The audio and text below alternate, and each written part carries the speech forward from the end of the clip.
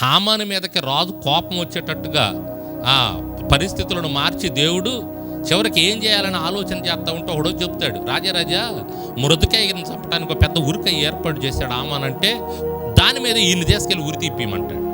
ప్రభునంద పిల్లలు అక్కడ చూస్తాం, చాలా బాధాకరం. హామాను అదే ఉరికొయ్య మీద చచ్చిపోతాడు, ఉరి తీయించబడి చచ్చిపోతాడు. ఏదో చెప్తున్నానంటే ఇది చాలా బాధాకరం ప్రియులరా. ఒకరికి మనం కీడు చేయాలని చూస్తే మన జీవితంలోనికి వస్తుంది. ఆలోచన చేయబాకండి. ఒకరి గురించి మనం కీడు ఆలోచన చేయకూడదు, ఒకరి గురించి మనం కీడు తలపెట్టకూడదు. సాధ్యమైనంత వరకు మంచి చేయడానికి ప్రయత్నం చేద్దాం. మంచి చెయ్యలేకపోతే, నీ వలన కాకపోతే చేతులు ముడుచుకొని కూర్చో, కానీ కీడు మాత్రం చేయడానికి నువ్వు ప్రయత్నం చేయొద్దు. గుంట తవ్వొద్దు, అదే గుంటలో నువ్వు పడే అవకాశం ఉంటుంది. నువ్వేది విత్తుతావో ఆ పంటనే కోస్తావు.